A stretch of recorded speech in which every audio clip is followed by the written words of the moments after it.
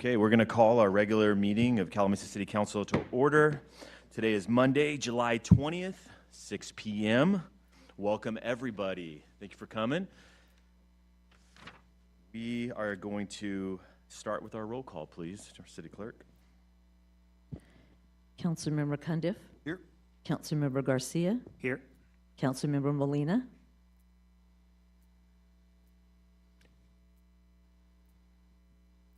Councilmember Molina is present. Yeah. Technologically present. There she is. Okay. Okay. Please make this work. Mayor Pro Tem Manley. Here. And Mayor Cervantes. Here. And for the record, our City Manager Cobal is present. City Attorney Flower here. Our City Clerk Gertis. Finance Director Reed. Our Community Development Director Lucia. Public Works Maintenance Superintendent, Coney. Our City Engineer Thornton. Our Interim Fire Chief. Welcome. First meeting. Paul Lindy. And our Sheriff Captain Escobar. Welcome, everybody. Thank you for being here. I have asked our Mayor Pro Tem if he would do us the honor in leading us in the pledge today. So if you Please stand. Ready? Begin. I pledge allegiance to the flag, United States of America, to the republic which stands one nation, indivisible, liberty and justice for all.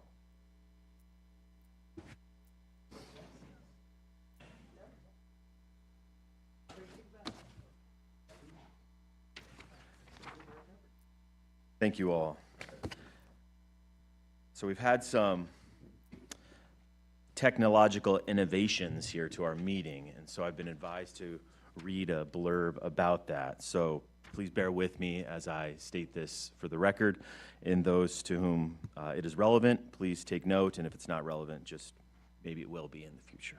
All right, so communications from the public. This is an opportunity for members of the public to directly address the council on any item not on the agenda within the council's subject matter jurisdiction. This is also the time to speak on any item on the consent calendar. Members of the public may provide comment in person at the podium, verbally via Zoom, so this is our new innovation here, application by clicking raise hand, or by phone bridge by pressing *9 to raise their hand. So the opportunity to register and enter the speaker queue for non-agenda items will remain open in real time until the public comment period for this item is officially closed by the mayor. Council members are limited to asking questions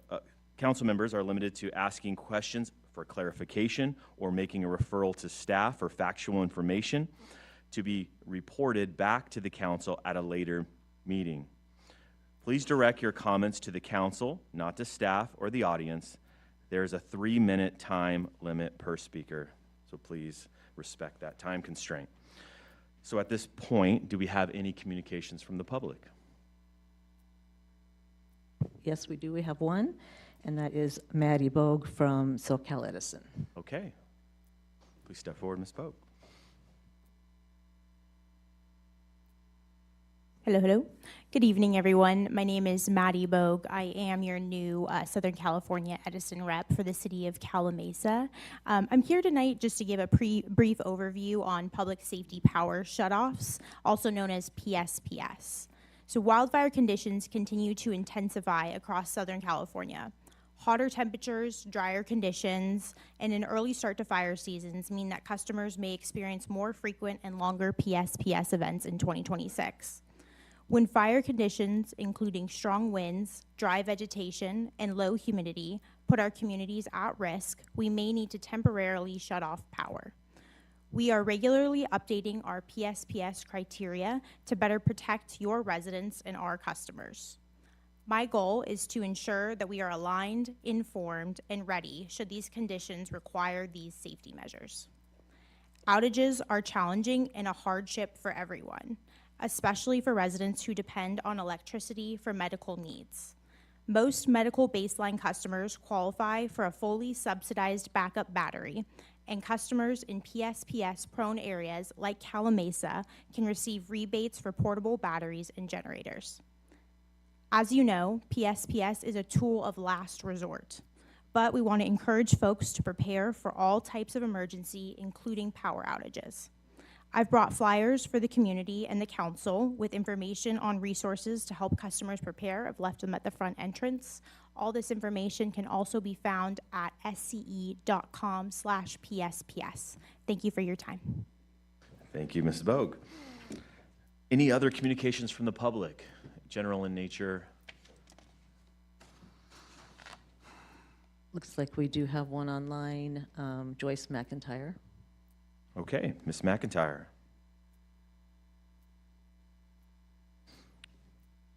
Ms. McIntyre, you're recognized. Thank you. I'm trying to figure this new format out. Thank you very much. I'm just here to attend. Okay, you do not have a comment or question on the agenda? No. Okay, well, thank you for being here. All right, any other communications from the public? No, okay. If you do have a public comment or would like to make public comment on any item on the public hearing, please do so by submitting a speaker slip to our city clerk. Okay, that brings us to the approval of our agenda, consent calendar, and the waiver of full reading of ordinances. Before I ask council for any modifications or needing to pull, I'm going to ask staff, are there any changes to the agenda, items that need to be pulled, or revisions? Yes, Mayor, thank you. The city attorney does have a proposed addition to the agenda, but before we get to that, I would just like to remind you and the city council that since Councilmember Molina is joining us remotely, all votes on the city council will need to be done by roll call vote. So just keep that in mind when calling for votes tonight. And so now with that, I will hand it to the city attorney with the proposed addition to the agenda. Thank you, Mr. City Manager. Mr. Mayor, tonight we are requesting that the City Council add an additional item to the closed session portion of the agenda for conference with legal counsel regarding existing litigation under Section 54956.9D1 of the Brown Act to discuss the matter of City Calimesa versus Everest Reinsurance Company, case number 25-735, pending in the United States Ninth Court of Appeals. Pursuant to Section 54954.2B2 of the Brown Act, the City Council may add this item to the agenda if 2/3 of the council votes to find that it came to their attention after the agenda was posted and requires immediate action.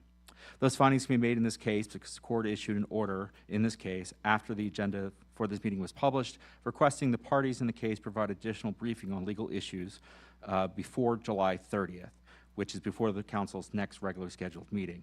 So if the council agrees that these findings are appropriate, the motion would be a motion to add an item to the closed session agenda to confer with legal counsel in the matter of City of Calimesa versus Everest Reinsurance on the basis that immediate action is needed due to a court order that came out after the agenda was published.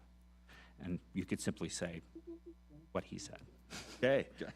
So After the just one last point, just after the motion is acted on, then you can, if it passes, you can just proceed as normal to approve the consent calendar and the agenda as amended and waive full reading of ordinances. So the recommendation for council is to add an item to closed session. It would be agenda item 22 under closed session. So do I have a motion to that effect? So moved. Okay, so we need a roll call vote here? So you need a second. Second. Second, roll call vote, please, City Clerk. Councilmember Cundiff, Yay. Councilmember Garcia, Yes. Councilmember Molina, Yes. Councilmember, Yes. or Mayor Pro Tem Manley, Yes. Mayor Cervantes. Yes, that is 5-0. We'll add item number 22 to closed session. Okay, council, are there any items on the consent calendar or agenda that you would like to poll or need clarification at this point? Mr. Mayor, item number 13 on our consent calendar, due to the fact that I live within Singleton Heights, I will need to recuse myself from voting on that particular item. Thank you, council member. That also applies to me. So I will also be recusing myself from item 13.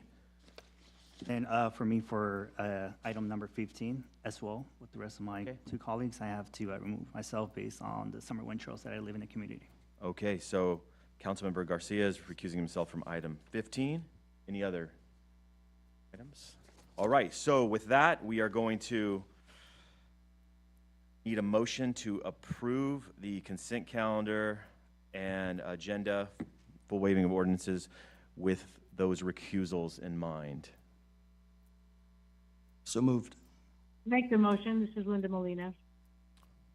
To approve as discussed. Okay, I'll acknowledge Councilmember Molina as the motion. Second. Second. All in favor? Oh, let me Roll call, please. Councilmember Cundiff, Yay. Councilmember Garcia, Yes. Councilmember Molina, Yes. Mayor Pro Tem Manley, Yes. Mayor Cervantes. Yes, so that also passes 5-0. Okay. That now, did that work for us, City Attorney? That work? Okay, good. Excellent. So at this time, I'm going to invite our Calimesa Chamber of Commerce representative to give us a report. Good evening, Mayor, council members, and staff. Stacy Boiserick with the Calimesa Chamber of Commerce, and I'm here to share a monthly report. With our new staff structure, we've initiated a full outreach effort to past and current members to update our current information that was a bit lacking. We've changed a lot with our website, and you can do things online now. It's pretty neat. This has been a very successful and members can now renew or reapply directly through the chamber website, significantly improving efficiency and engagement. Currently, we have got 16 new members within the past week and 4 renewals through our website, which we're very excited again. Our chamber breakfast was July 14th, and it was very successful. We had a great turnout. We were honored to have Chris Markarian from Markarian Law Group as our speaker, and as you know, he tells great stories, so that was wonderful. Our State of the City is September 17th. The date has been confirmed at Plantation on the Lakes, 5 to 9 p.m. We are fully booked. We've gone live on our website. We've started getting invitations in already, and we're mailing out the live invitations actually this week. We're looking forward to collaborating closely with the city and ensure a strong and well-executed event. The News Mirror quarterly ads, we're still running those. The Chamber continues its quarterly page advertisements in the News Mirror. Our feature highlights our newest members, Chamber, and local events. This past month's features were Blue Zones, the Chamber Breakfast, Plantation Summer Market that we just had this past Saturday, which was a lot of fun, and the Lutheran Braille. And our events committee is actively developing new community events to engage the community and generate revenue for local business and chamber, including our new Calimesa Farmers Market. So we're going into our 3rd one, and it's been pretty hot, but we're hoping that it gets a lot bigger, and we would love for all of you to come out and visit us. It's the last Wednesday every month, and that's it. Thank you so much. Wonderful, thank you. Yeah, you're welcome. Any Fantastic report. questions on anything? Any questions from council? No? Okay, well, Thank thank you. you so much. Appreciate you being here. Thank you. Okay, at this time, we will move on to our public hearing items. We have 4 of them. So I will open public hearing. Do that a little better here, more official. And I'm going to, we're going to begin with item 17. This is the special assessments of delinquent refusal fees. Our staff report will be given by our city clerk, Darlene Gertis, but before I hand it over to you, I'm just going to read the blurb under here as well. I've been advised to do so. So if any members of the public are participating on Zoom and wish to address the City Council on this item, raise your hand by clicking on the raised hand in the Zoom app or by pressing *9 if you are calling in. We will hear in-person speakers first, then move on to remote speakers. If you are participating remotely, the city clerk will state when your 3 minutes are up, and then you will be muted. Okay, With that, I will now hand it over to our city clerk. Thank you, Mr. Mayor, members of the council.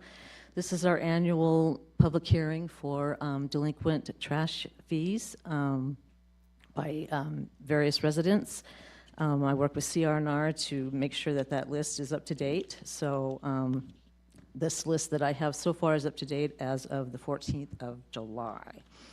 So as you know, the city is in compliance with AB 939 by having mandatory trash collection, which was implemented citywide in 1996. And we entered into an agreement with Cherry Valley Sanitation Service at that time, who has now been bought out and is CR&R, who is our trash hauler. Our franchise agreement allows for annual assessments to be placed on property rolls for delinquent trash, and so that's why we are here tonight. We have 100 and, let me find my amount here. I believe it was 146 parcels, 145 accounts that were delinquent. Any of those that come in after today's date and before I send it off to the county will be removed.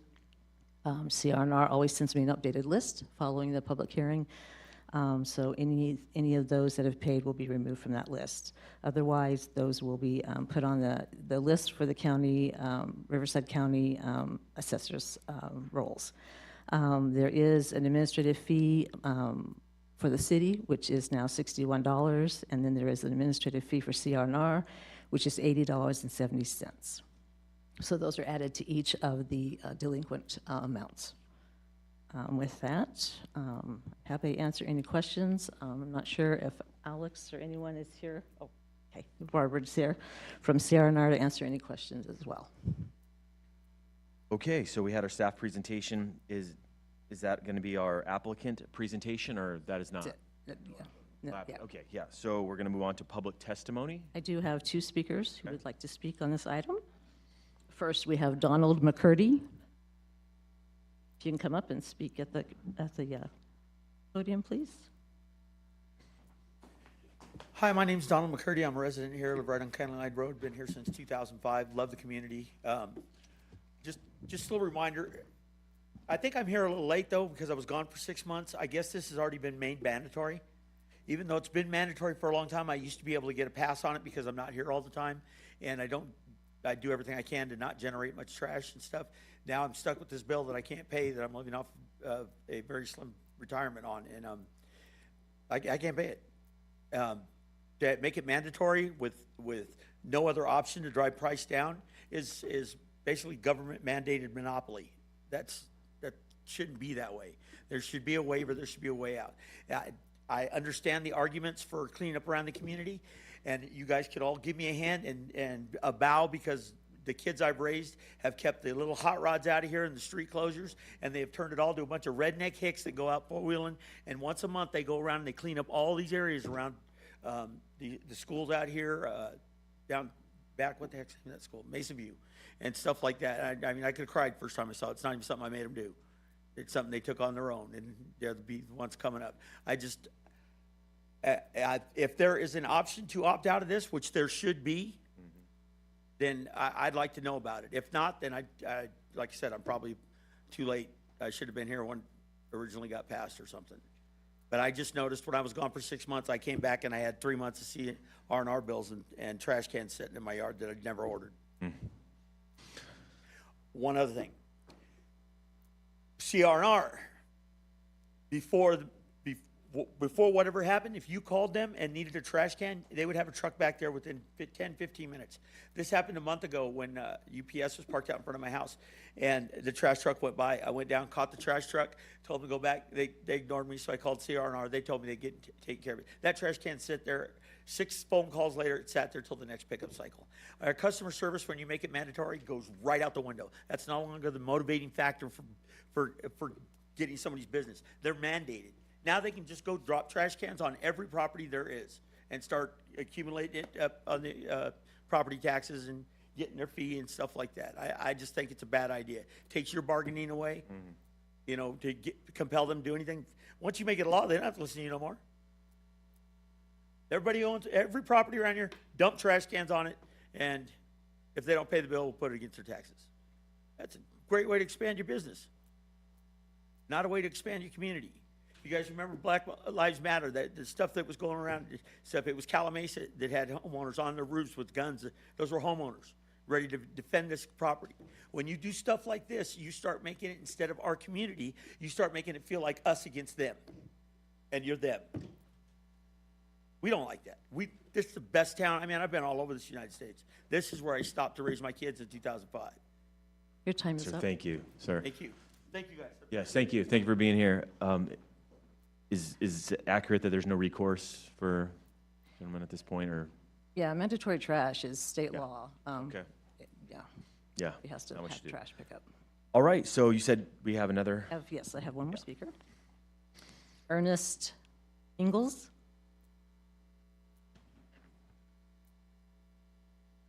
Mr. Mayor, City Council, thank you. I'm hopeful that I can shed some fresh perspective on what's going on between myself and CRNR. My wife and I are residents of Sharondale Homeowners Association, right out here off of Singleton Road.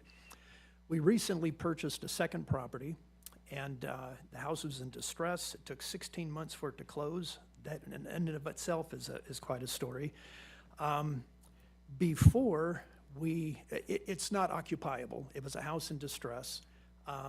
It turns out that we got bills from CRNR for trash pickup, and the problem was there were no refuse containers there, and we know the residents in the area because we're already residents of Sharondale Mesa Owners Association.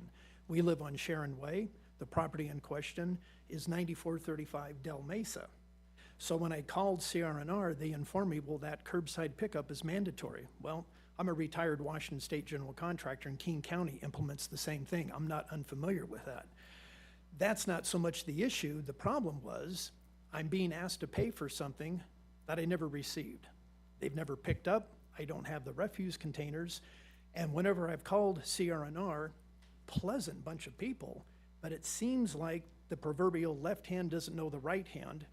It got so dated and aged that I came here, talked to a very nice young lady in the front office here, Patrice, and she directed me to, I think, if I pronounce it correctly, Mary Shakir, and she in turn kind of took up the banner and contacted a Barbara Jimenez at CRNR.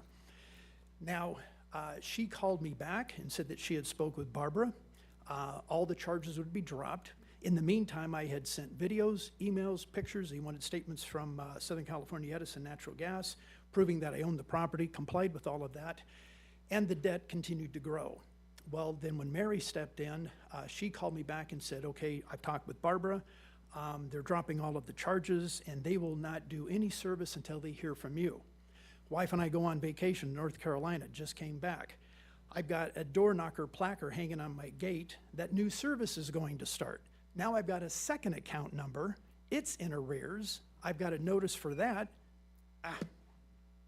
You got 30 seconds. Oh, thank you very much. So the property that I purchased was formerly owned by a Helen Puckett. We've got 2 account numbers and ongoing billing for her. My problem is this. If CRNR does not get satisfied and their ace in the hole is to lien the property, what's going to become when Helen Puckett, who has been dead now for over 4 years, when they start pursuing liening her property, that's my property. Thank you for your time. thank you, sir.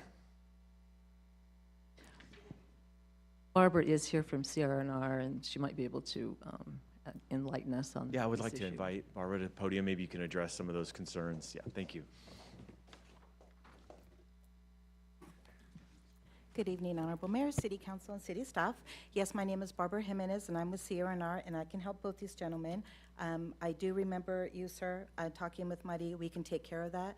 The houses, we get that information from Riverside County, so whoever's registered to that house is the name of the person that's getting the bill. So that's how that works. But we can, since you weren't there, we can figure that out. If you want to follow me out afterwards, we can rectify that. Thank you. Yeah, Appreciate sure. you being here. Yeah, any other questions? Helping our residents. No, go ahead. I was going to ask the representative if if the hauler is willing to have these properties removed from the list before adoption then? Absolutely. All right, so can we get those properties identified for purposes of removing? Yeah, if they would like to go out with me, I can give you my card and we can get them removed. You have until July 30th before it goes to. We have to vote on this, though, so we need some sort of, But again, though, the list gets updated, though, before the rolls are actually sent. Yeah. Correct. So, yeah. okay. Thank you. Councilmember Cundiff? Yeah, thank you, Barbara, for being here and for working with our citizens. So the question I have, it seems like there's going to be possibly more of these type of situations. Is CNR have something in place to work with as far as the cost monthly, knowing that they have to have the refuge cans out there, but possibly a smaller can or something that's a lighter expense for some folks? I believe we do have senior discounts. We do have the smaller carts, I believe the 60 and the 90 gallon. When they do leave the green tags that were left behind, there is a phone number to call in. And once they do call in, we can set up the service or find out what the issue is. In the event of what happened here, they should have been told, well, if you don't live there, then we can remove it. But it's just about communication. Sometimes we get communication, sometimes we don't, and most of the time it just gets ignored. That's when the letters start, and that's when it goes on tax roll. But in these situations, once we find out, we definitely will take care of it. Yeah, you guys have always been pretty good at working with our citizens. We and, try. You know, I understand the comments, especially as it's a state mandated law. You know, these things are frustrating, to say the least. Well, unfortunately, not any longer. It's a mandate now, yeah. It's not an option any longer, unfortunately, but it's what the state law has done to us. So, but thank you for your comments and for working with our citizens on that. Thank you. Yeah, just to clarify, just the bill, the particular bill that we're talking about that updated that is SB 1383. There's a number of mandates that went, and that was one of them. Yeah. Yes, definitely. Jen would like to. Thank you. Okay, any other questions from council? Yes, Councilmember Garcia? Actually, Barbara, before you leave. Ms. Jimenez, can you come back? I have a question from Councilmember Garcia for you. Just got a question over how your system works with like reaching out to our residents when there's letters going out besides letters. Do you guys reach out by phone or does somebody goes in person and knock at the door to make sure that there's somebody residing at the residence? Yes, so they do an actual physical audit, and if the house is empty, you can kind of tell, but sometimes you can't tell. So we do leave the green tag, and then we do ask them to call in. It's what we call a P8, meaning that at once upon a time, there was a house that somebody was living there that had an account, and now no longer. So that's why we're reaching out to them to ask them to call in to either set up the account or to let us know what's going on. Okay. And then we do send a letter 30 days after. 30 days after, okay. So after, what amount of letters would trigger, like this is your first warning, your second warning? What's the process for that for our residents? Yeah, good question. So after we leave the green tag, then we contact by letter 30 days later, and then you will start getting bills. So they get bills every 90 days. So there's lots of repetition. Every 90 days, you get another letter, you get a delinquency letter, then you get a warning that it's going to go on tax roll. So there's a lot of communication, a lot of correspondence. All right, perfect. Thank you so much for that. If I may, let me ask Councilmember Molina, do you have any questions, comments on this item? No, thank you I thank you for your presentation. It's good information. Thank you. Thank you. Thank you for being here. Thank you. Okay, at this point, I'm going to close the public hearing. And any additional items to discuss from council on this? No? Okay, so I'm going to ask for a roll call vote. Make a Need a motion. motion first. I'll make a motion to adopt Resolution 2026-33, resolution of the City Council of the City of Calimesa, California, confirming the report of charges to be placed on special assessments for delinquent refuge fees. Second. Roll call, please. Councilmember Cundiff? Yay. Councilmember Garcia? Yes. Councilmember Molina? Yes. Mayor Pro Tem Manley? Yes. Mayor Cervantes? Yes. That's 5-0 for item 17. All right, we'll now move on to public hearing, item number 18. I'm going to again open the public hearing for item 18. It's approval of the final annual engineers report for the City of Calimesa Citywide Landscaping and Lighting Maintenance District number 91-1. This is going to be handled by our city engineer, Mike Thornton. Before you do so, I'm going to read this blurb one more time for the record. If any members of the public are participating on Zoom and wish to address the City Council on this item, raise your hand by clicking the raise hand in the Zoom app or by pressing *9 if you are calling in. We will hear in-person speakers first, then move on to remote speakers. If you are participating remotely, the city clerk will state when your 3 minutes are up and you will be muted. City Engineer. Good evening, Council. This is a very brief report. Calimesa annually levies and collects special assessments in order to pay for annual maintenance of landscaping, public lighting, and open space. On June 16th this year, Council set the public hearing for tonight to take public testimony regarding the assessment. There are no increases proposed. The fee is $21.50 per equivalent dwelling unit. So while I say equivalent dwelling units is if it's not a single-family residential home, there is a calculation done to make it into an equivalent dwelling unit so that that property is assessed the same as single-family residential would be. Approximately 4,466 parcels will be assessed with this approval, and the city would receive $109,276.38 by adopting the assessment. Staff recommends that the council adopt resolution number 2026-35 and approve the final engineer's report for the Landscape and Lighting Maintenance District 91-1, fiscal year 26-27. Have any questions? I'm available to answer them. And I would just add that the rate of $21.50 is the same as it was when it was adopted in 1991. $21.50. All right, so public testimony on this item. I do not have any in-person speakers and none online. Okay. Council members, questions for our city engineer? Councilmember Molina? None, thanks. Okay. None, thank you. I'm gonna close public hearing on item 18. Any further discussion? Item 18, council? No? If I can get a motion, please.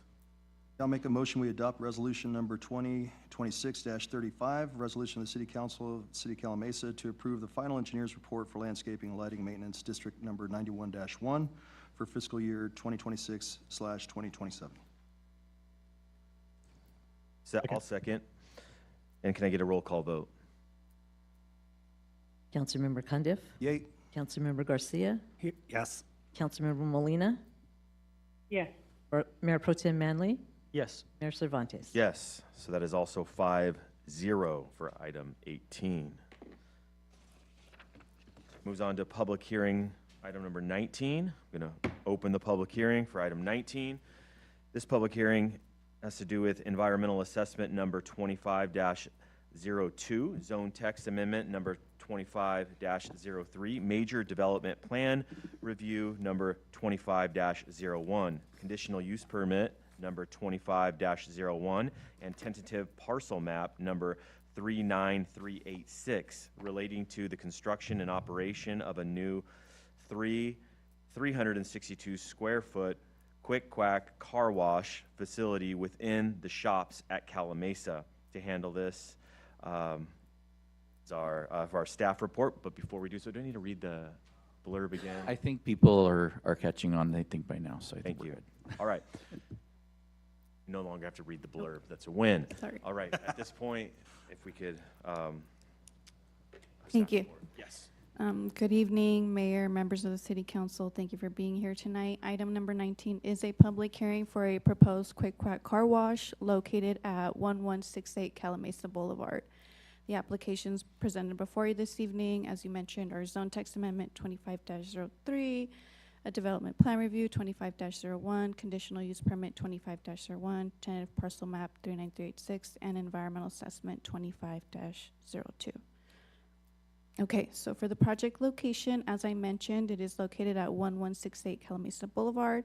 It is generally within the northwestern area of the city, and it is located within an existing commercial retail shopping center known as The Shops at Calimesa. As you can see here, it is adjacent to the I-10 freeway and Calimesa Boulevard. The shopping center does contain an underutilized pad area that has remained vacant since the shopping center was constructed back in 2009. Okay, so jumping into zoning and surrounding land uses, this project site is zoned downtown neighborhood commercial, and it is within the downtown business district. So a couple of the surrounding land uses: to the north, we have a vacant site, also within the DNC zone. To the south, we have a commercial use that is a Walgreens, also within the DNC zone. To the east, some more commercial, that is the Stater Brothers, also within the DNC. And to the west, we have the I-10 freeway corridor. So as you can see here, many of the surrounding land uses are commercial uses. Okay, so to give you guys a little bit of background, this shopping center was originally approved back in 2008 under separate entitlement applications. Those approvals did allow for a subdivision of 9.37 acres into 5 parcels. It allowed approximately 90,000 square feet of commercial uses, and it established the shopping center with 2 drive-through uses and alcohol beverage sales. So some of those existing tenants out there, again, we have a Walgreens, Starbucks, Carl's Jr., and a Dollar Tree. Okay, so this proposal does consist of 5 related applications that together would allow the development of the Quick Quack Car Wash. Before I get into detail on every application, I did want to give a brief overview. So again, we have a zone text amendment. This is to amend the permitted uses table within our downtown business district. We have a development plan review application. This is for site design and architecture.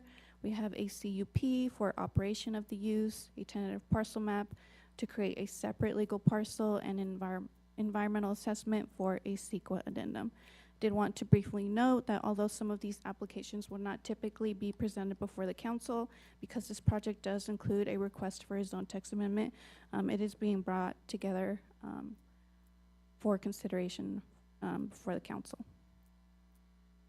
Okay, so we'll start with the zone text amendment. Again, this is requesting approval to amend the permitted uses table within our downtown business district. This would change automotive washing automated self-service from a prohibited use to now a conditionally permitted use within the downtown neighborhood commercial zone only. So they would be subject to approval of a conditional use permit. This amendment would also add a corresponding definition for this land use to the municipal code. Staff has determined that the proposed amendment is consistent with the general plan and the intent of the downtown business district by providing flexibility for commercial uses while also maintaining the city's ability to evaluate potential impacts through the CUP process.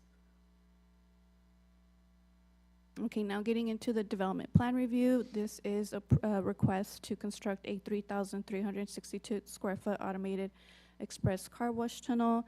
It includes a 3-lane vehicle queuing area, 30 vacuum stations, a canopy structure, trash enclosure, parking, landscaping, and related site improvements. So because this project is within our downtown business district, it is required to comply with the city's downtown business district design guidelines.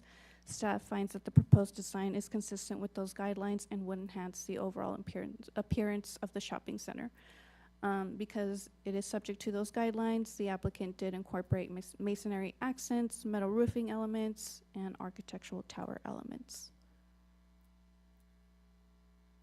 Okay, so moving on to the CUP, this would authorize the operation of the car wash use. The automated car wash facility is proposing to operate daily between the hours of 7 a.m. to 9 p.m. and will employ approximately 18 individuals. Staff believes this use is appropriate for the site due to its location within an existing commercial center, access to major arterial roadways, and its separation from residential neighborhoods. So as you can see here on the screen, the nearest residential site is approximately 1,000 feet away of the project site. Okay, so moving on to the tentative parcel map. This would subdivide approximately 5.24 gross acres into 2 legal parcels. This subdivision would create a separate legal parcel for the proposed Quick Quack Car Wash while also maintaining the existing shopping center on the remainder parcel. Okay, and finally we have our environmental assessment. Sorry, one moment. The environmental assessment consists of an addendum to the previously adopted ISM&D prepared for the approved shopping center. The addendum evaluates the proposed Quick Quack Car Wash and included an analysis of updated tech studies, for air quality, noise, and traffic. Overall, it was determined based on the analysis that the project remains consistent with the impacts previously analyzed in the adopted ISM&D. So for Planning Commission recommendation, the Planning Commission did hold a duly noticed public hearing on June 8th, 2026, and voted 5-0, recommending that the City Council approve this project. Finally, staff is making the recommendation that you adopt CC Resolution 2026-40, approving environmental assessment, introduce and waive the first reading ordinance ordinance number 421, approving the zone text amendment, and adopt CC Resolutions 2026-41 and 2026-42, approving the map, the development plan review, and the conditional use permit subject to conditions of approval. This does conclude my presentation. If the council has any questions, I am available. The rep from the Fountainhead Development applicant is also present this evening. Thank you, Celine. Very thorough, helpful overview. At this point, I'll invite the applicant to come forward. Here. Thank you.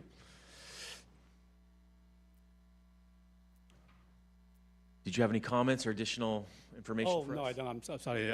Good evening, council members. I just want to say my name is Francis Chiu. I'm with Fountainhead Development. We're the one that's been looking at this site since 2020 to get a quality tenant on the site. And fortunately, we were able to get them on site early last year. And also want to say thankfully for the city staff, Celine, Kelly, Mike, and Travis helping guiding us through the environmental process and the entitlement process as well. Means it wasn't that easy because, as you know, we're dealing with the county and the environmental issue with the habitat issue. So I'm really here just to answer any questions. Unfortunately, the operator is not able to make it tonight. I didn't realize we had the Zoom capability tonight. Otherwise, I would have arranged that. But I'll try to answer any questions to my best. So. Well, thank you for being here. Appreciate that. Do we have any public testimony? I do not have any speakers here or online. Okay. So council questions on this item for staff or the applicant? Yeah, Mayor Pro Tem. Thank you, Mayor. I do have one question on, as far as it relates to the stacking of the vehicles that are waiting there. I know I saw one slide you had had a picture of it. I think I saw the number was 24. I was just trying to confirm like how they were counting from as far as this number that would actually fit in there. How many cars were waiting? Just one of my concerns. I want to make sure they're not backing up into, impacting the existing businesses. Sit on? Oh, sorry. So our municipal code requires 8 vehicles to be a queuing of 8 vehicles. So this more than complies with that. As far as how they oriented or designed it, that would be the applicant to answer that. Does the applicant, I was just curious on where the number, I guess, came from. I thought I saw 24 in there. It is 24 because if you look at the site plan, there's the operations such that there's like daily users versus memberships, and the kiosk is at the kind of entrance point to the tunnel. And if you look at the site plan right now, all the cars stacked within the 3 lanes, those are 24 queuing until it reaches the checkpoint, which is the entrance or pay fees. Okay. So you're counting, okay, because it looks like there's maybe more than that, I guess. So yeah, you're starting to count after the people that are paying. The bottom line is the main drive to the shop, through the shopping center common driveway, but the queuing lane is actually outside of that drive lane, so it's there entirely of the common traffic lane area. Okay, I understand. All right, thank you for the clarification. Other council members? No? Yeah, Councilmember Garcia? Yeah, I got a question. Based on the entrance of the vehicles going into the car wash, will there be a designated area for them to make a left or make a right just based on the parking spaces outside of the designated area, so it won't hold up traffic or block any traffic going inside. Sorry, I missed that part about the left turn exit. Yes, so you know at the bottom of the picture, it looks like there are those parking spaces? Are those the entrance, right? Yeah, okay.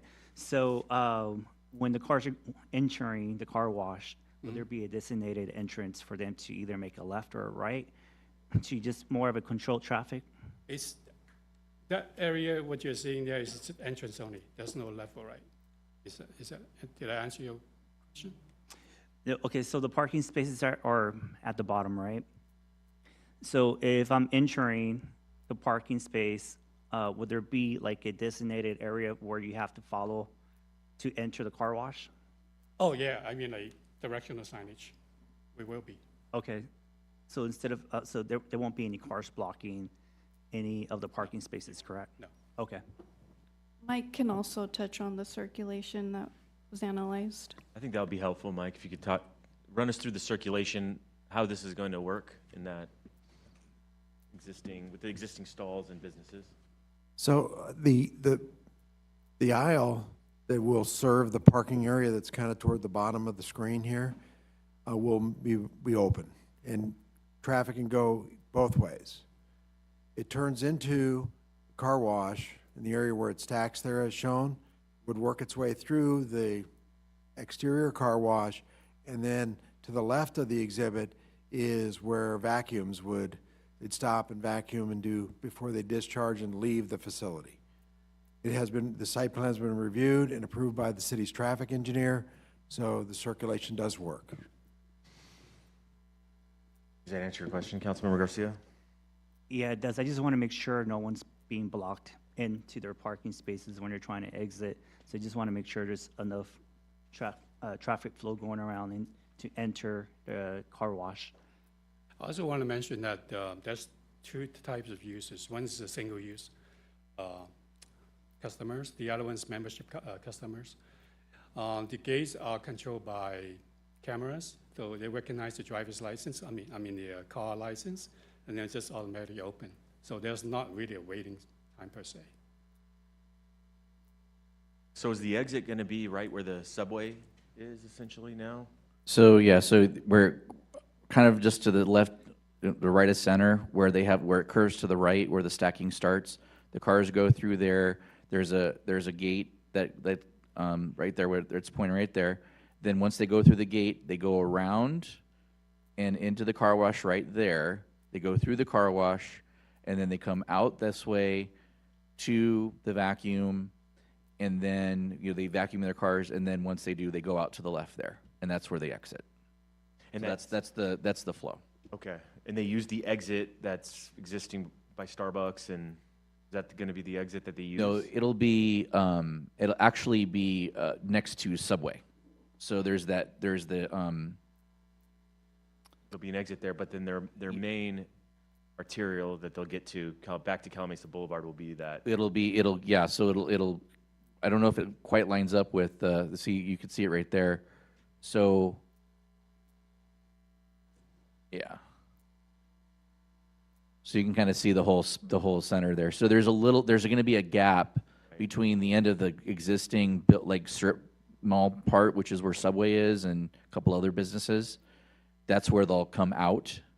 So it'll be on the Carl's Jr. side, actually, more or less. We're going to lose some stalls right there, parking stalls? No, this is all in the unapproved area. Approved area. Okay. And no blind spots as well when they're exiting by Subway and Starbucks, when the cars are exiting a car wash?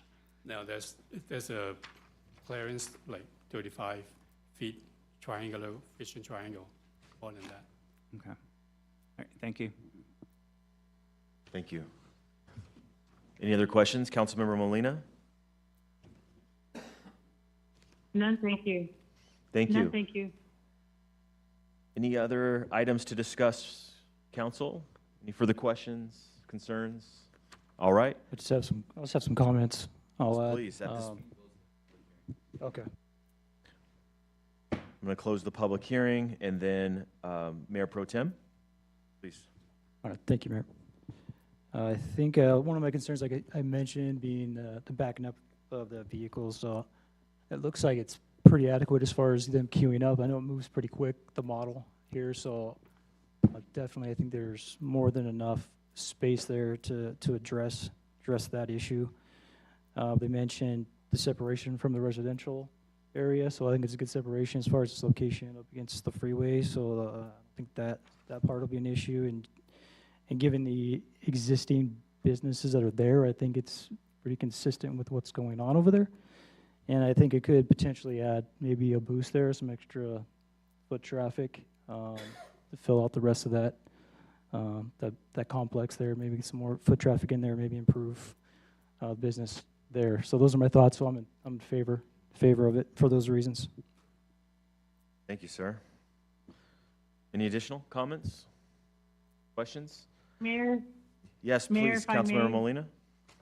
I just wanted to say how pleased I am that we have another business in our city, and I'm happy that this business concern is coming in. I think it's giving employment and functionality. So I'm very happy that this has come forward.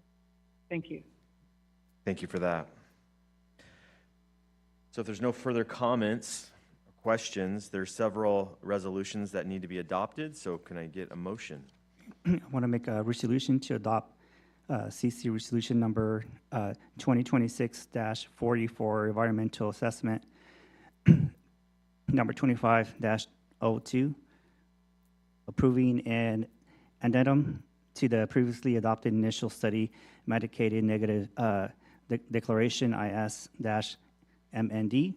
in accordance with the California Environmental Quality Act CEQA guidelines section 15162 and 15164, finding that the previously adopted IS-MND adequately addresses the environmental impacts associated with the proposed project, and that no subsequent or supplemental environmental review is required. 2, introduce ordinance number 421, approving zone text amendment number 25-03. 3, adopt CC resolution number 2026-41, approving tentative parcel map number 39386. 4, adopt CC resolution number 2026-42, approving development plan review number 25-01 and conditional use permit number 25-01 for the operation and development of a quick quack car wash facility subject to the condition of approval. Thank you for taking one for the team and reading that. Appreciate that. Second. Good progress. Right. Roll call vote, please. Councilmember Cundiff. Yay. Councilmember Garcia. Yes. Councilmember Molina. I apologize. Yes, thank you. Mayor Pro Tem Manley. Yes. Mayor Cervantes. Yes. Item 19 Okay. passes 5-0. Yeah. Before moving on, I'll read the full title of the ordinance. Ordinance number 421, an ordinance of the City of Calimesa adopting zone text amendment number 25-03, amending Calimesa Municipal Code Table 18.39.050 of Chapter 18.39, Downtown Business District, to allow automotive washing automated self-service as a conditionally permitted use subject to approval of a conditionally used permit, and find the zone text amendment exempt from the California Environmental Quality Act pursuant to CEQA guidelines section 15061B3. Thank you. Thank you, sir. All right, we're now moving on to public hearing item number 20. I'm going to open public hearing for item 20, and our wonderful Public Works Director, Kelly Lucia, will take Community Development. Community Development, sorry. That's right. Community Development. Public Works Director is Not here. right here. Okay. Community Development Director. Thank you. Good evening, Mayor, members of the City Council, members of the public. Thank you for being here this evening. This item is for the Calimesa Annexation Project. Before we cover the discretionary actions that are associated with these applications, I'd like to cover a couple of terms that you'll be hearing throughout the presentation, and those terms are LAFCO, annexation, and sphere of influence. So I'll cover those briefly now. Okay, so what is a local agency formation commission, or LAFCO? LAFCOs are state-mandated regulatory agencies established by the legislature back in 1963. They were originally created in response to rapid post-World War II population growth and disorganized development. Modern state laws, the Cortese-Knox-Hertzberg Local Government Reorganization Act of 2000, which deals with annexations, detachments, and reorganizations of jurisdictions and special agencies. The core legislative goals of the act are to discourage urban sprawl and promote orderly growth, preserve open space and agricultural lands, and ensure the efficient delivery of government utility services. So that's what LAFCOs are. Okay, what is an annexation? An annexation in California is the administrative process by which an incorporated city expands its boundary to absorb adjacent unincorporated county land. Once the process is complete, the newly absorbed area falls under the city's jurisdiction, making residents subject to city taxes, laws, and zoning ordinances in exchange for city services. And finally, last term, what is a sphere of influence? It is or also known as an SOI. It's a planning tool used by California's LAFCOs to define the probable physical boundaries and ultimate service area of a city or special district. It identifies where an agency is expected to grow and provide services in the future. Okay, so if we just get the lay of the land here, the existing city of Calimesa boundary is shown here, kind of an orangish red area there around the city boundary. And our existing sphere of influence is off to the, what I'll call the northwest area of the city in light orange. So those are our existing boundaries and our existing SOI. There is some historical context also to the applications you'll be considering, so I'll go over those briefly now as well. So in 1993, Riverside County LAFCO considered an annexation and sphere of influence expansion for approximately 244 acres. LAFCO originally approved that proposal, and those acreages are shown there in blue and purple on the screen in the kind of southeast corner of the city, again back in 1993. That was approved. However, in 1996, that approval was rescinded following a successful legal challenge on the grounds that the environmental review failed to properly analyze more intense land uses on the territory that was meant to be annexed. That was probably an appropriate action to take because north of Cherry Valley Boulevard, there was a proposal to increase development potential to include about 500 additional residential units. So back in the 90s, the city was looking at annexing these areas, but the appropriate environmental analysis did not occur at that time, is what a court found, and again, that approval was rescinded. Okay, a little more historical context back to 2007. City records also include this exhibit here shown on the screen. This exhibit shows a proposed SOI and annexation exhibit dated June 13, 2007. The record's not entirely clear about its official submittal status, but this proposal did not move forward. So just wanted to provide some additional context for the council and members of the public that there has been a long history of interest in annexation of these lands in one form or another since the early 90s. Okay, now on to our bundle of discretionary actions. First, we're going to be going over annexation 25-1, and we'll move on after that. So the current request is a landowner-initiated annexation request. The applicant is I-10 Logistics Owner LLC on behalf of Brookfield. It's a jurisdictional boundary adjustment only. The northern annexation area is comprised of about 234 acres, and the southern annexation area is about 79.4 acres. Existing development is to remain unchanged, and there is no new development proposed as part of this annexation application.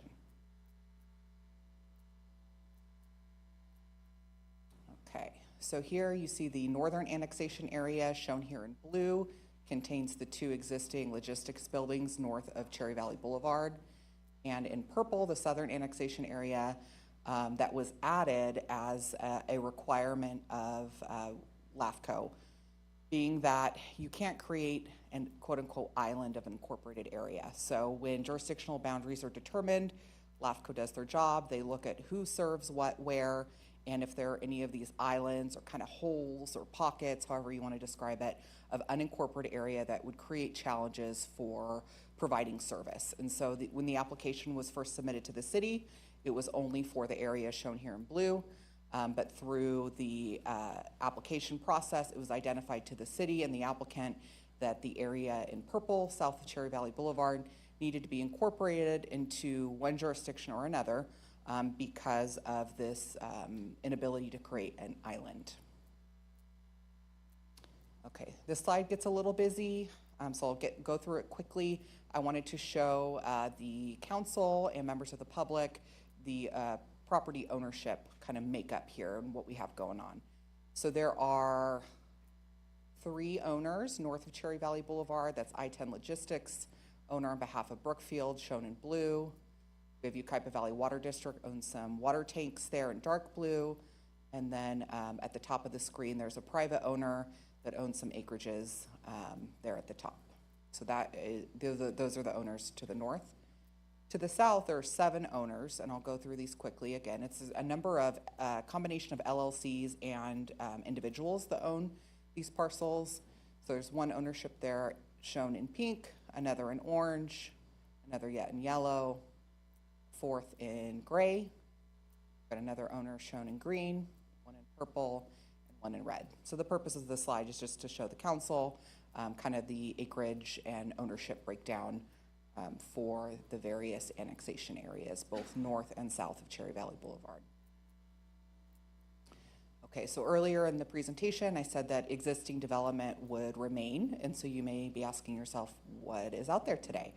So there are 2 industrial buildings shown there in blue, at about 800,000 square foot industrial building to the west, and at about 1 million square foot building shown there to the east. Those are to remain under this proposal with no revisions proposed in any way for operation or use. There in the corner of the screen in that kind of orange or yellow color, there is a static face billboard that exists, and it also has a co-located telecommunications facility on top of it, which I have an image of later in the presentation. And then there in yellow, some members of the council and community may be familiar with the Bonafide Truck Repair facility, also sometimes commonly called Luther's. So all of these facilities exist today, and this proposal will not affect them in terms of continued use of the properties. And again, I'll continue to reiterate, no new development is proposed. Okay, here's just some street level views of the existing development. There to the top left of the screen, that's one of the industrial buildings. To the right is that static billboard with the co-located telecommunication facility there at the top. And then at the bottom of the screen, you can kind of see Bonafide Truck Repair in the foreground, and then the industrial buildings there in the background. Okay, moving right along. Next, we're going to cover the proposed general plan amendment, the pre-zoning request, and the zone text amendment for the the warehouse overlay zone. All right, here for general plan amendment 25-2, to the left of the screen, this is the existing Riverside County general plan designation. So you'll see a combination of open space residential, light industrial, very low residential development, and commercial designations. What you'll see to the right of the screen are the proposed general plan designations for the Calimesa general plan.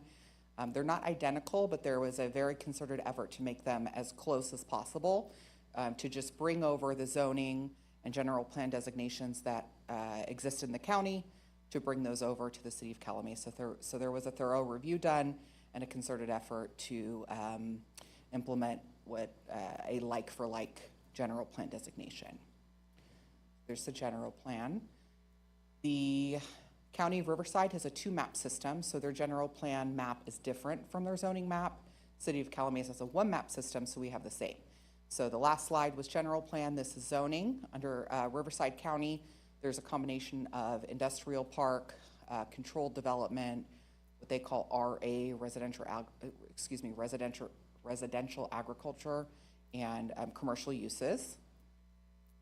And what you'll see on the proposed Calimesa zoning, again, industrial park, transfers to light industrial, open space, and controlled development. So again, an attempt was made to create very similar or identical zoning designations. It's not the case for all of the properties, and I want to touch briefly on that. And if you'll turn your attention to the area south of Cherry Valley Boulevard, those are the residentially zoned parcels. So I just wanted to highlight those here. So first here in green is the East 2nd Street property, which is about 24 acres, owned by the Taylor family. And to the east of that is about 35 acres in purple, owned by the On family.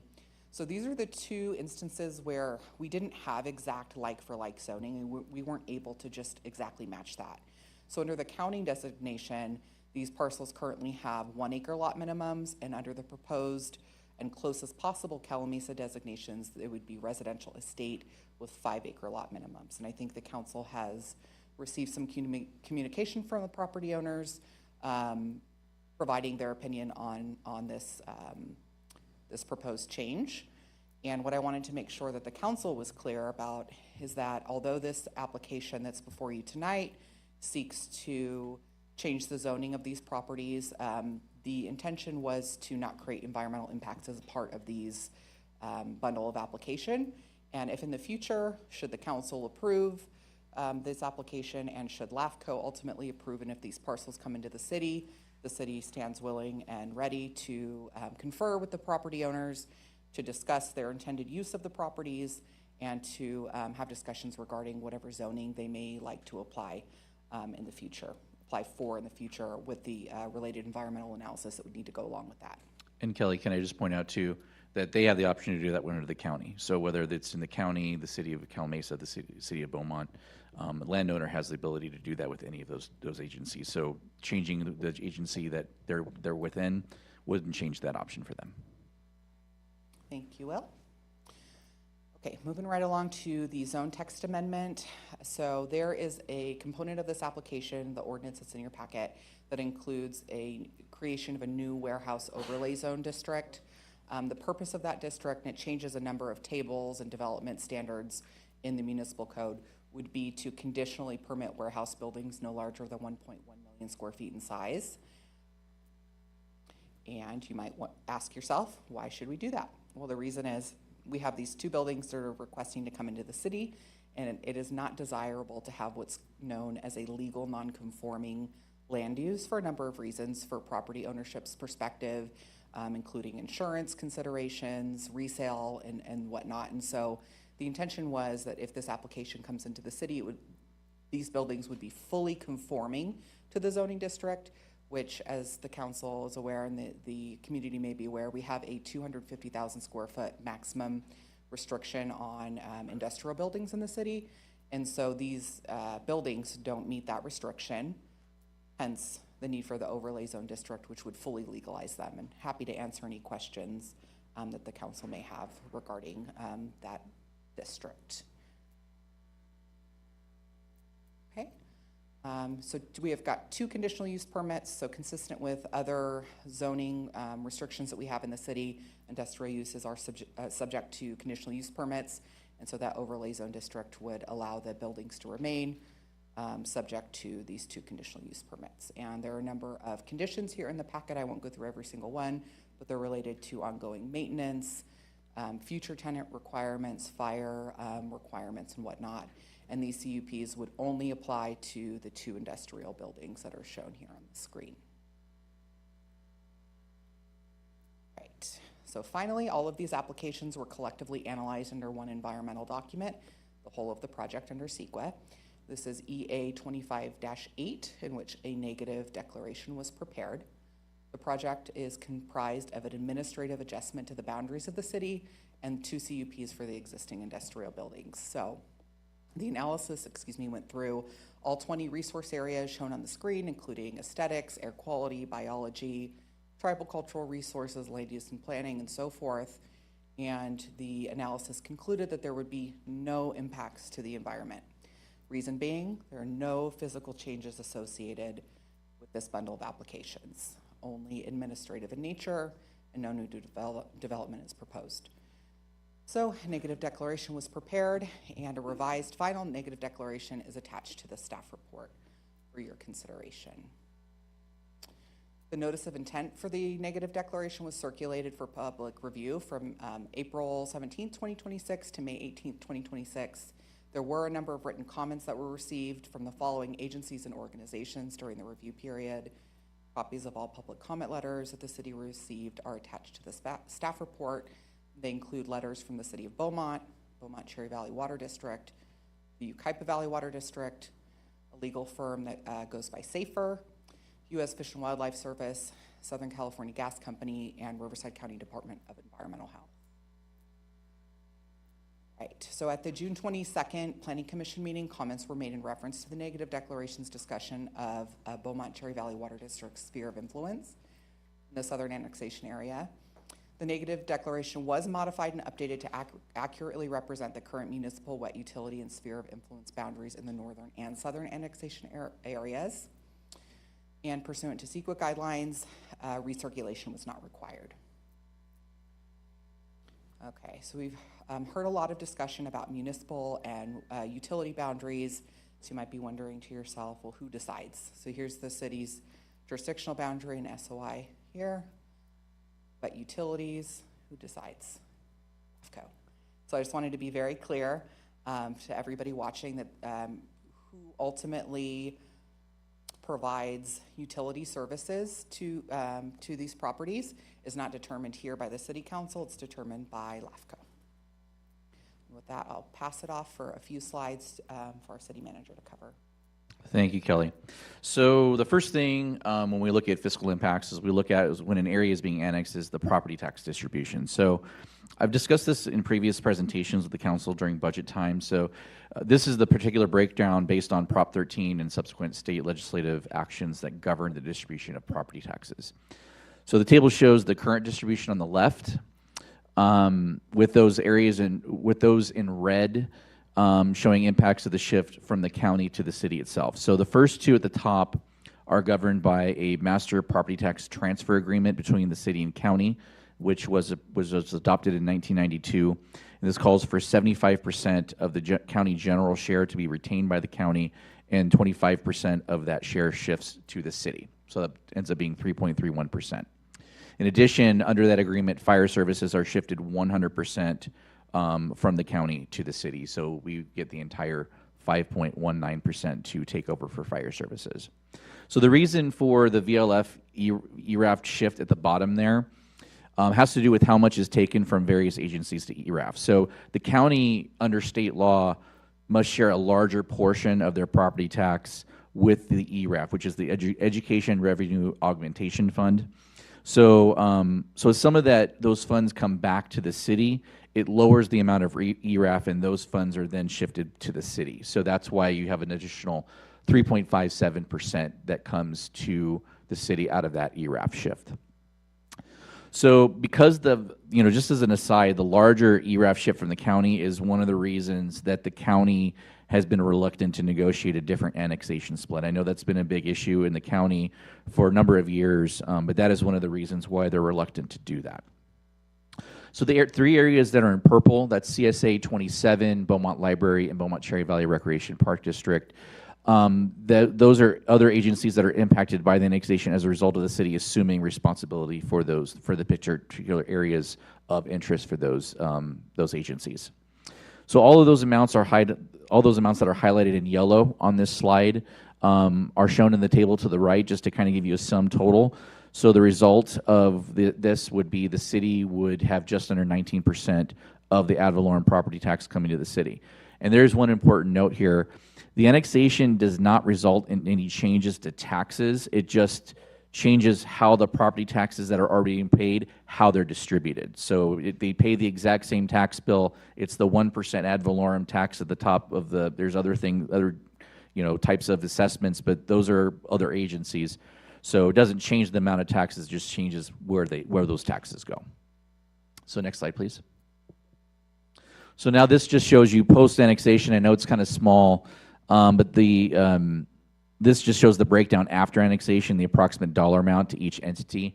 So just for frame of reference, the northern annexation area, the taxable value is about just under $523 million, and the southern annexation is about $4.5 million. So they get you about a total taxable value of $527 million and change. So you take 1% of that, and that is the property tax that is collected for that particular area. So you can see that it total adds up to about $5.27 million, and of that, the city would be allocated about $1 million of that. Next slide, please. Also impacted by this is the property tax in lieu of vehicle license fees. So basically, this shows the calculation, but when the way it breaks down really is, it just is however much your assessed value changes from year to year, they apply that percentage to your previously amount received. So this is kind of a complicated way to get there, but that's essentially in a nutshell what it does. So the result would be a 31% increase in the city's overall assessed value, which would be a corresponding 31% increase in the city's property tax in lieu of VLF, which would be about $532,000 of additional revenue. Next slide. So as part of the application and in conjunction with this, again, as Kelly had mentioned, this is a landowner-led annexation. And so how that works with protests is based on land value. So I-10 Logistics has proposed an annexation project agreement. The term of this agreement is 15 years. Contingent annual payments to I-10 Logistics are calculated based only on the base property tax generated by the industrial properties of the annexation and the share that comes to the city. And so they're contingent because there's a minimum amount of property taxes that must be collected by the city before any payment becomes due. There's also several community benefits included in the agreement. In year one, there's a $450,000 contribution towards the city's ladder truck that we acquired a couple of years ago to offset some of the cost of that. Starting in year two, annual contributions of $115,000 to public services and $10,000 to Calimesa nonprofit organizations. And there is a total not to exceed cap on this of $12.5 million. So that is the maximum that can be paid over the life of the agreement to I-10 Logistics. So next slide, please. So this just shows kind of a breakdown of the estimated tax revenue and how that breaks down. So the column in orange are the three columns to the right or to the left of that added up together to show how much comes to the city. And so, so as you can see here, for I-10 Logistics, the total is $12.5 million, and that is reached in year 14. Next slide. So the net fiscal impact on this, in year one, ongoing revenues would increase by a net amount of about $583,000. Again, ongoing revenues, so that's deducting out that $450,000 because that's a one-time payment. In year two, that amount would go up to $719,000 due to the annual community benefits. And again, those are annual, so that is ongoing revenue.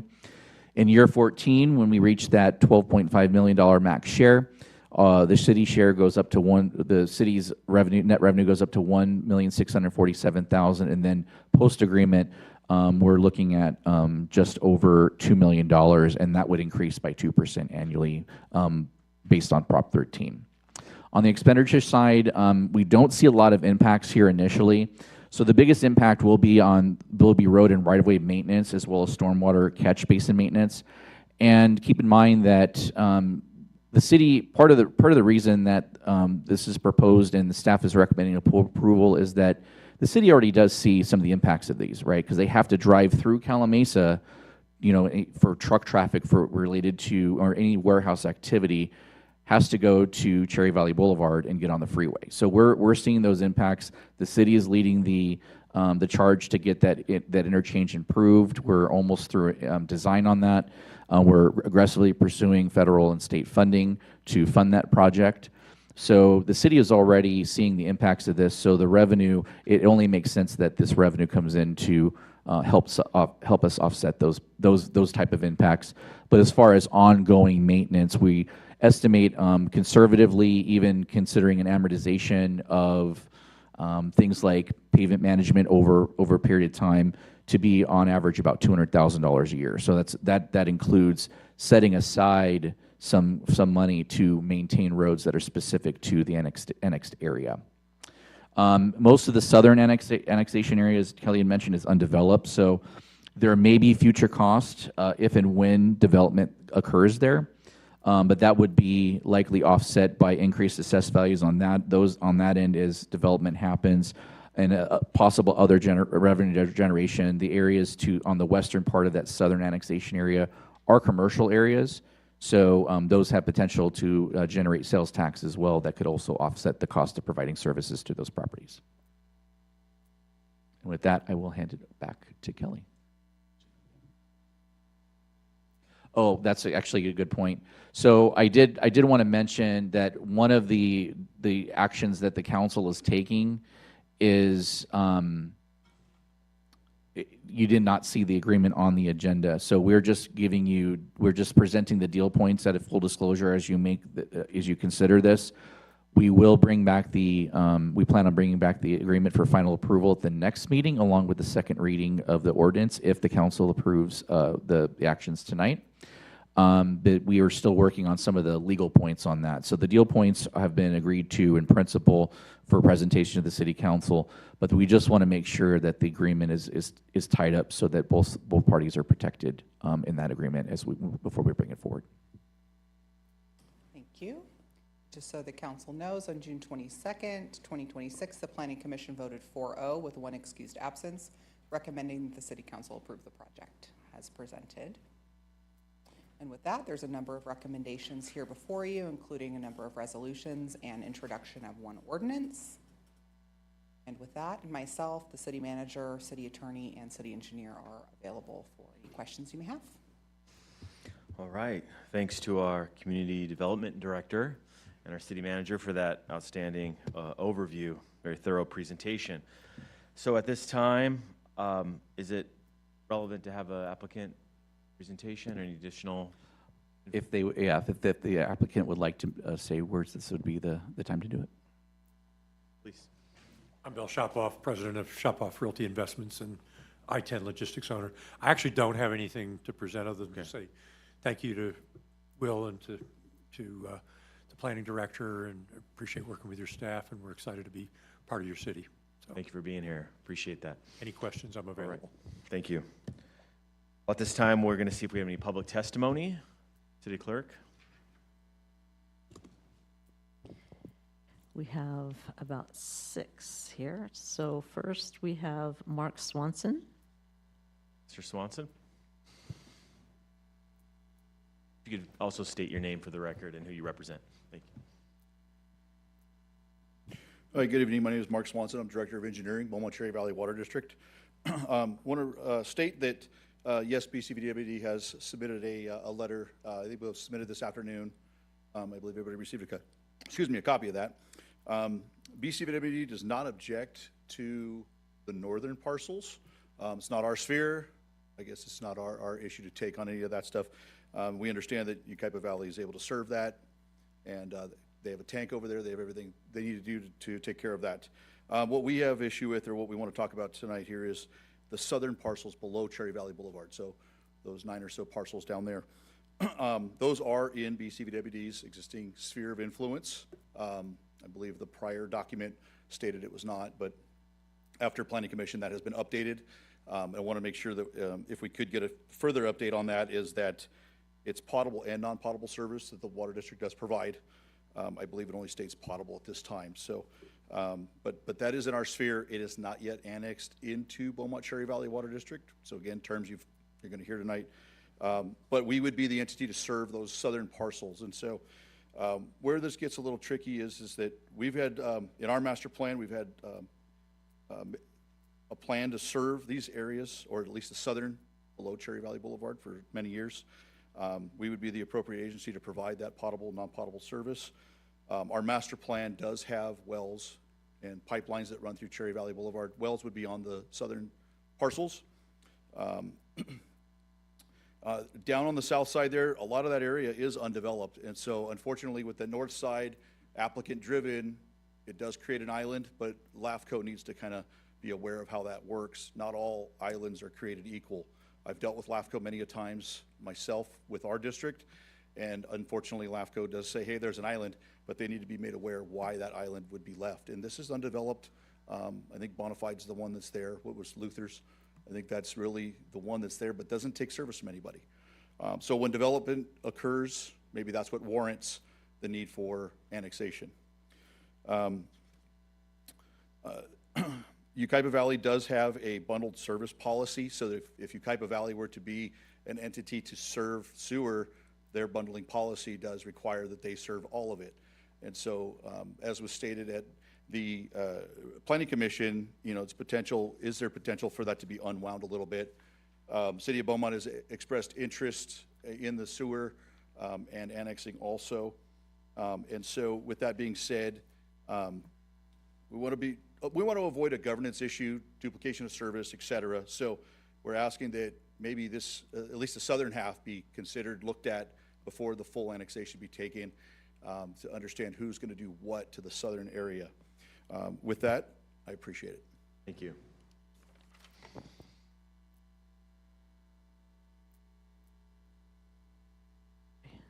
Next, we have Dan Jaggers.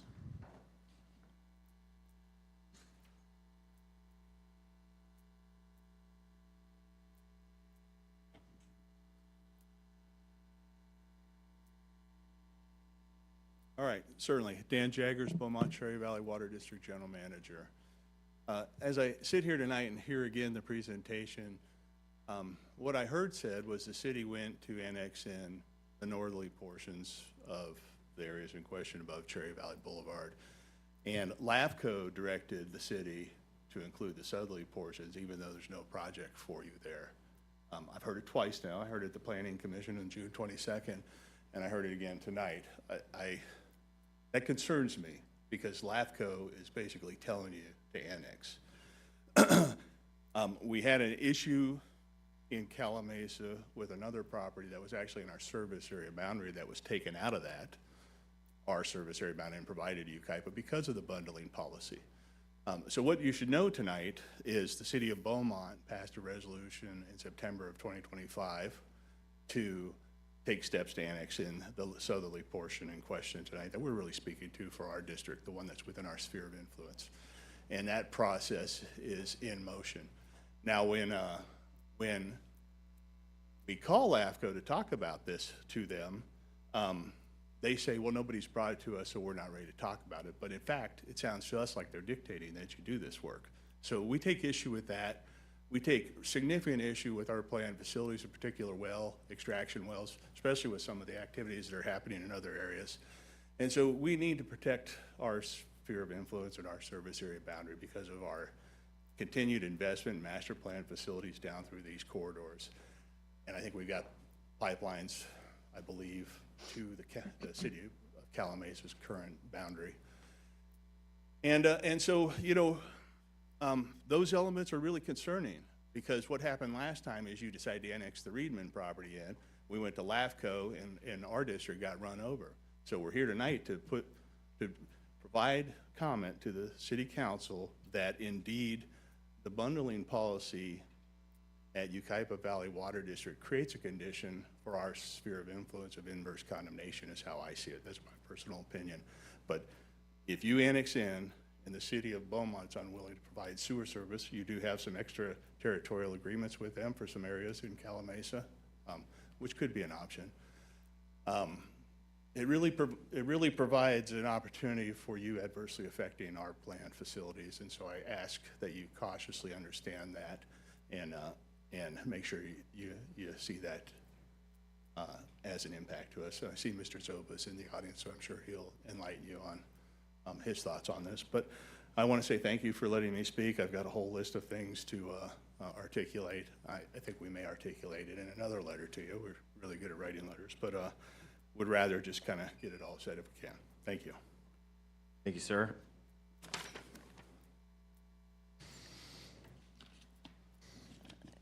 Next, we have Joe Zoba.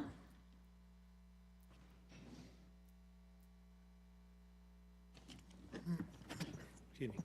Good evening. My name is Joe Zoba, General Manager of Yucaipa Valley Water District. We are here to talk about that lower triangle, excuse me, of service. Back in 2008, the Yucaipa Valley Water District adopted our sustainability plan. We created it out of whole cloth. We wanted to do what was right for the community. We took in the aspects of the drinking water treatment plant, the surface water from Oakland, groundwater, recycled water, brine line. We put it all together to come up with a sustainability plan for the Yucaipa Valley, City of Calimesa, City of Yucaipa.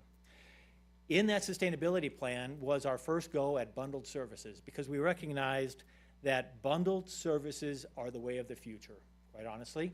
If we were to start a city out in the middle of the desert, we wouldn't have two agencies, one for sewer, one for water.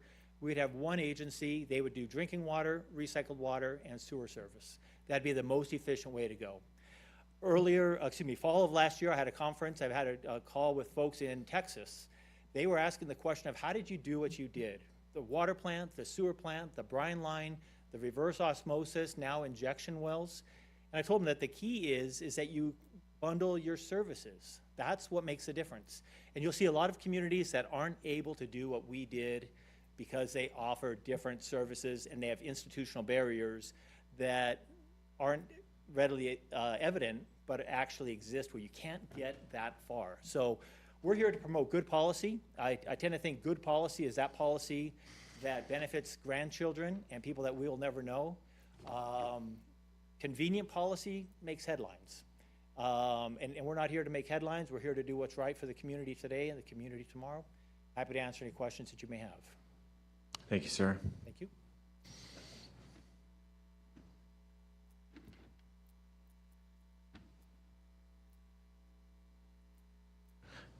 Sorry, hold on. Next we have Chris Taylor.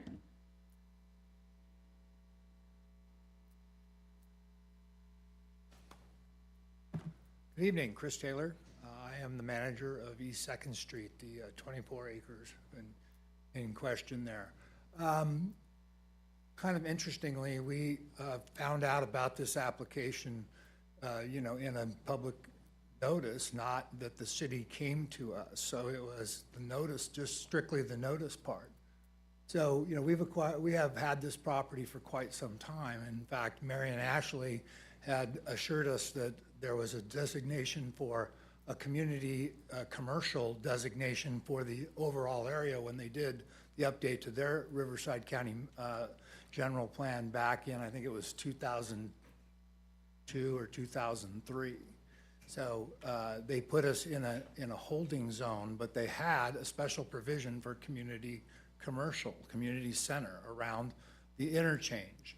So if you look at the plan here, residential estates makes no sense whatsoever between a master plan of whatever's going on in the city of Beaumont and the community commercial, regional commercial that is represented by the other triangle. That community regional commercial is not big enough. So even if you're just going with a planning policy, you would say, no, you'd want to have 50, 60, 70 acres in there, which would take our area, and that's what you would be looking at. So, we have filed an application with the city of Beaumont, but we ended up in the same problem that apparently your staff is running into, which that little triangle on the tail of us would have created an island, and so LAFCO got to just shut us down because we couldn't get that guy to go along. That's the way LAFCO works. So I know that you guys may press forward with this, but LAFCO is kind of handcuffed in that they can't do it if the applicant is not willing. So that is just a different animal than your more regular stuff. So dig into that a little bit further, and we would say that we are all for. I'm just absolutely happy to see Shopoff did his deal on the north there. I had that in escrow at one point, and so it was good to see somebody else being successful. I want us all to be successful. It would seem to me with your staff that they would have crawled to us and said, we want to talk to you about coming to the city of Calimesa and doing a nice commercial development that feeds us property tax revenue. And yet we get crickets because there's some other train in the station right now. So we are registering as opposed. We look forward to productive discussions going forward. I know both of these water districts, and I'm sure that we can work something out. Thank you. Thank you, sir. Does that conclude our public testimony? No, we have one more. Okay. Tim Lynch. Mayor and fellow council members and staff. My name is Tim Lynch.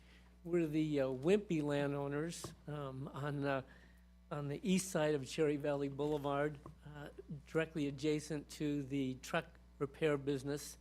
And we have 2 lots there, and we're just in support of dealing with the city of Calimesa because we've had a miserable time dealing with Riverside County. So we're hopefully that we'll be annexed and we can have a more beneficial relationship. And we appreciate your time. Thank you. Any questions? Thanks for being here. Any answers? Okay, thank you. Yes. Okay, we do have Mr. David On with his hand up to speak online. Okay. What was the last name? On. On? Mr. On, you're recognized. You may speak. Yes, hi, can you hear me? Yes, sir. Okay, great, thank you. Yeah, it'll be brief. I represent my father who is unable to attend the meeting. And we're one of the property owners on the southern end, next to the Taylor property. And, we just want to reiterate that we're not opposed to this activity. We were just never properly engaged. And we did have one call or conference call with Shop Off just to understand what the process was. And, we were never really followed up with afterwards. And so, this was something that was sprung on us about 2 months ago. And although our properties are small compared to, obviously the applicants, as it stands now, our property is being essentially devalued, right? We're getting dezoned, if that's the right word. So, it's just something that we would like to have further discussions with the applicant, understand, what, is the process for us to make sure that our property rights are protected. And we just have not had proper time to really flesh that out. I've had conversations with Kelly, and she's been fantastic. And again, I think overall would be in support, but we just want to have further discussions on what the impact is for us. My father's owned this property for 40 plus years, has plans or, would like to develop or, would like to see some value from the investment that he made. And so it's just something that we would like to further explore before this thing gets approved. So that's our comment. Thank you, sir. Any additional comments from the public? Okay. At this point, we're going to take council questions to staff or the applicant. Public comment. Get to close public comment. Not yet. No, the public comment is closed, but staff questions are before the public hearing is closed, and then we close the public hearing, and it just goes to the dais. Council questions for staff or applicant? Yes, Mayor Pro Tem. Thank you, Mayor. I do have a question for Kelly. Thank you. So I wanted to talk about the 2 properties you already highlighted, and then we had our 2 speakers for tonight, so that East 2nd Street, and then for the on property. So the way I'm understanding it, those are really the 2 properties that there's a tweak to the zoning essentially, but if I'm understanding from what I heard from the speakers, if you can just kind of elaborate on how that change would affect them. It sounds like if they were to change zoning, right, for it to a more intense use in the future, if they so chose to do that, how this reduction in the housing units, how that could help or how that plays into it if they were to want to try to change it to some different use. Sure. So currently, as shown on the screen, the property shown in green and purple have 1 acre lot minimum. So you can do the math on the roughly 24 and 35 acre parcels, I believe they are. And under the Calimesa proposed designation, there's a 5 acre lot minimum. So we've had some discussions with these property owners who seem to be generally interested in potentially applying for future zone change applications. Of course, nothing has been submitted to the city, but there have been preliminary discussions about, could this be commercial acreage? Could this be higher density residential? Could this maybe even be industrial? Again, the intention for this bundle of applications is to bring forward the closest possible available residential designation that matches. And since we don't have a 1 acre lot minimum, without creating additional environmental impacts, the only available option to us was the 5 acre lot minimum. We've also had discussions, preliminary discussions regarding SB 330 requirements and no net loss, and I think that may be what you're alluding to.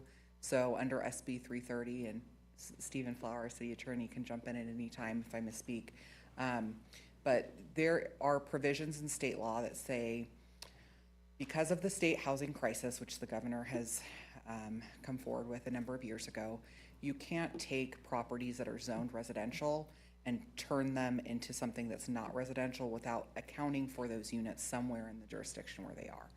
And so to the extent that these owners may be interested in a non-residential designation in the future, this actually benefits them, because if there are less units that need to be accounted for, that's less administrative headache for them to try to understand or create an area in the city where those units may have to be placed. Stephen, anything additional? No net loss? No, I agree with what you said. I'll just add that we also considered the issue of no net loss in the context of the city's own housing element, and whether or not the rules which require the city to consider whether or not the change in zoning designation to a less intense residential use hurts our RENA ability to meet our RENA obligations. But this land's not currently part of our RENA obligation because it's not part of the city. So from a no net loss, from the city's perspective, no net loss, it's not, because this is new territory and we're already meeting our RENA obligations. So bottom line, should these applicants choose to apply for a zone change in the future, having fewer units assigned to this acreage is actually a benefit to them. Okay, thank you very much. Appreciate it. That's all I have, Mayor. Thank you. Thank you, Mayor Pro Tem. Yeah, Councilmember Cundiff. Just to go over a couple points, Kelly, that you mentioned earlier, just to make sure. So there was no new development planned for any of these properties that are going to possibly be annexed within our city. Is that correct? Correct. There are no applications on file. Okay, and then after what you just said, I think this next question, I just have to say it though, but working with those landowners, it sounds like the city is very open to doing that if and when they decide to do something with their land. Is that correct? Very much so. It's literally my full-time job, sir. Okay, perfect. And then for Will, city manager, earlier you said tax would not change. Just want to make sure that those that are being possibly incorporated into our city, there's not going to be any crazy hidden costs or any crazy tax that we're going to impose on them if this happens? No, we're not. So the application, number one, doesn't change property taxes, like I said earlier. We don't, and we're also not annexing them into any assessment districts. So any districts that they are in today, that would continue. So, almost every property tax bill has like a little contribution to like Metropolitan Water District, those kind of things. Those kind of things remain. There's no additional things that'll be added to any tax bill. Perfect. Thank you. That's all I had. Great questions. Thank you. Anyone else? Yes, Councilmember Garcia. I think my colleagues actually asked all the questions, right? It sounds like the questions from David was probably already answered, which is good news, and Tim as well too. I'm just looking forward with this project and supporting the communities and the new residents, hopefully in the future, that will be part of Calimesa as well too. Thanks. Thank you, sir. Anything from Councilmember Molina? My concerns have been already addressed by my colleagues as well. Thank you very much. Thank you. Okay, at this Mr. Mayor, before you close the public hearing, I did want to just clarify one thing for the record, something that Mr. Jaggers had actually mentioned regarding, the direction regarding the island that could be possibly created. I think we need to clarify, because when we talk about LAFCO and it's county stuff, and the Riverside County LAFCO is an independent organization. It is separate from the county. And this originally came up, in just full disclosure, in a discussion with the county. And they said, well, you understand this will create an island. We have a policy against that. And generally speaking, and we're talking about organization of services, LAFCO law, the law from 2000, does discourage the creation of islands as well. To his point, doesn't mean that they, strictly prohibit them, because they certainly exist all throughout the state. Most of them are kind of legacy things from prior law, so that the 2000 law kind of cleaned some of that up. But I did just want to clarify, it wasn't LAFCO that's giving direction on something like that. They're just advising us of it's discouraged by state law and policy. In the county is the one that actually told us that it is also against their policy, so it would be difficult for them to support as well. So I just wanted to make sure that was clear. Understood. That's important clarification. Anything else before we close public hearing? All right. Close public hearing. Any final remarks, comments from council? I'd just like to say that I think this is a good project. I think this is a good thing for our city. And LAFCO will take care of the issue as it pertains to services, and look forward to this running smoothly so we can have that annexation completed. Thank you, sir. Mayor Pro Tem. Thank you, Mayor. I do want to agree with Councilmember Cundiff. I understand the Cherry Valley being here and defending their sphere. I totally understand their perspective on that, so I respect them for being here and giving us their take on it. And we understand that it's something that's going to be kind of sorted out later, and this doesn't move forward without the complete annexation, in my opinion. My biggest concern for tonight are those kind of two properties where there were a zone change, so I'm glad that those people representing those properties were here to speak, so we can clarify kind of what their take is, but I think we adequately addressed it, at least to my satisfaction, for those property owners where there was actually, a small impact. So I'm satisfied with where we're heading, so I'm in support. That's all I have. Thank you, sir. Councilmember Garcia. And just echo what my colleagues has stated as well too. Believe that the residents from those two lots, with their questions being answered, and as well with the developer as well too, by moving forward, will be part of our city of Calimesa. So thanks. Councilmember Molina, any final comments? Yes, I just wanted to say that this is probably good timing and makes good business sense for our city and those property owners. This has been hanging on for quite a while, and I think we should be. I think we all work together, and this will be profitable for all of us. And look forward to a new business venture in our city, and also taking care of the property owners that are affected here. So I'm very favorable of this action coming forward, and look forward to seeing it to fruition. Thank you. Thank you. I have nothing further to add to that. I think my colleagues have said it well. Thanks to everyone who was here from the various organizations and members of the public. We will do our best to take all of your interests into considerations. Of course, this is something that the city of Calimesa has been trying to do in one form or another since, was it 1993? 1993, that's 1993. Right, so many decades this has been in the making, so should be no surprise to no one. So with that, if I could get a motion. I'll make a motion that we adopt CC Resolution 2026-28, approving environmental assessment number EA-25-8, adopting a negative declaration. Number 2, adopt CC Resolution 2026-29, approving the general plan amendment number GPA-25-2. 3, adopt CC Resolution 2026-30, approving annexation number ANNX-25-1. Introduce ordinance number 423, approving pre-zoning application number ZC-25-2 and zone text amendment number ZTA-25-4.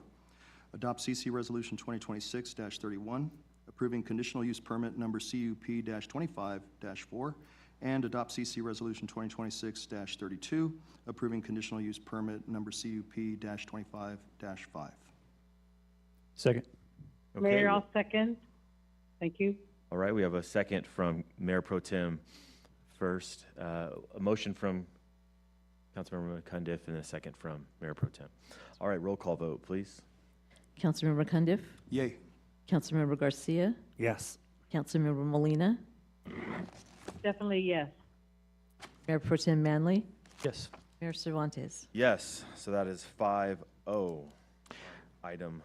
Mr. Mayor, if you allow me to read the full title of the ordinance. Council's action included introduction of ordinance number 423, an ordinance of the City of Calimesa, California, approving zone text amendment 25-04, amending Title 18 of the Municipal Code to establish a new warehouse overlay zone, and zone change 25-2, amending the city zoning map to pre-zone approximately 314.4 acres located east of the city and north of the I-10 freeway, in connection, different place, in connection with its annexation by the city, including application of the new warehouse overlay zone to the approximately 138.7 acres of the annexation area that are currently developed with 2 warehouse buildings. Thank you very much. Thank you, sir. Okay. Finish line's in sight here. At this point, mayor and council members are going to provide a brief report on the county regional meetings or general comments. So we'll begin with Councilmember Garcia. First and foremost, I want to say thank you for the city staff and everybody that was in support and helping out our developer and our land residents as well too. So thank you so much for all the support that you guys have done to have this agenda item 20 to move forward with our next steps. Thank you.